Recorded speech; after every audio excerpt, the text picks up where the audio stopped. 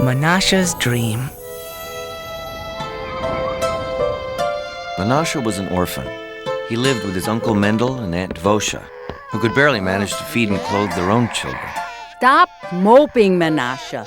Life is not like your storybooks. Books, always with the books. You don't understand me. No one understands me. We can't afford more books.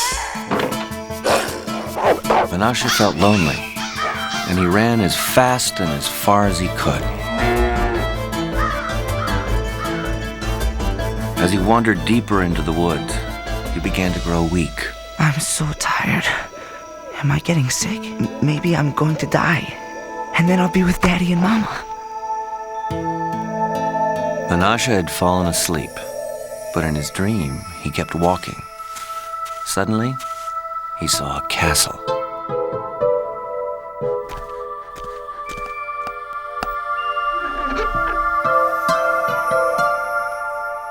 That's my portrait.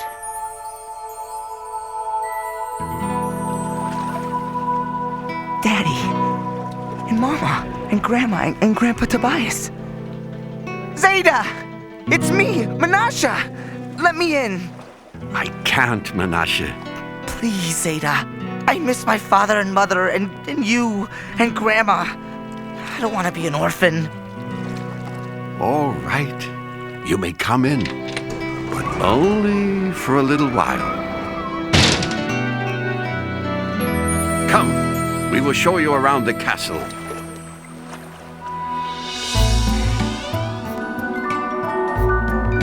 My old toys!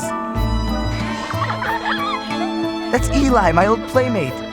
And Ephraim. I had almost forgotten them. Where am I, Zeta? We like to call this the place where nothing is lost. Wow, these are my dreams. What is this, Zeta?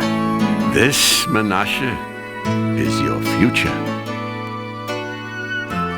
You must leave now, Menashe. We all think about you and love you. But you have a long journey to live before you come here. God be with you. God be with you. Menashe was awakened by a young girl. She looked just like the girl he'd seen in his dreams. Her name was Chanala, and as they walked together, they discovered they had much in common. The moon had never seemed so light or the stars so close. Menashe's future, which had seemed so hopeless, now stretched before him with infinite promise.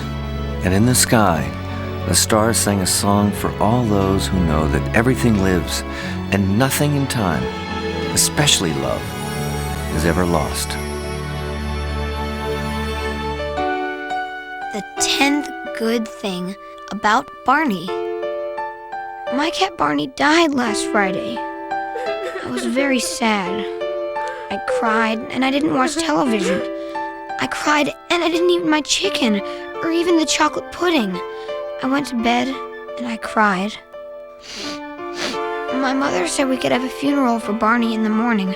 She said, try to think of 10 good things about Barney so you can tell them at the funeral. I thought and I thought, but I could only think of 9. In the morning, we buried Barney in the ground by a tree in the yard. Annie, my friend from next door, came over with flowers. We sang a song, and I told good things about Barney. I could still only think of 9.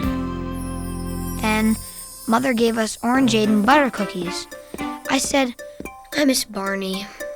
Barney's in heaven, with lots of cats and angels, drinking cream and eating lots of tuna.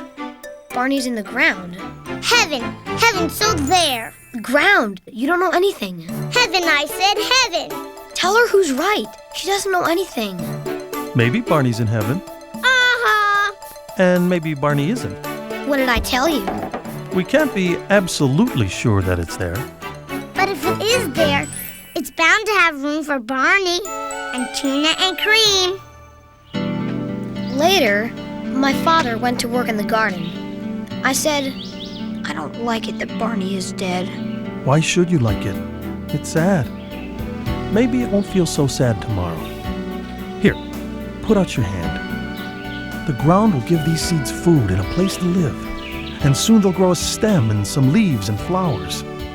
I don't see leaves, and I don't see any flowers. Things change in the ground. Will Barney change too? Oh, yes. He'll change until he's part of the ground in the garden. He'll help grow the flowers and he'll help grow that tree and some grass. You know, that's a pretty nice job for a cat. After I turned out the light, I said, I have something to tell you. What do you want to tell me? Listen, Barney was brave and smart, funny, and clean. Also cuddly and handsome, and he only once ate a bird. It was sweet to hear him purr in my ear, and sometimes he slept on my belly and kept it warm. Those are all good things, but I still just count 9. Yes, but now I have another. Barney is in the ground, and he's helping grow flowers. You know, that's a pretty nice job for a cat.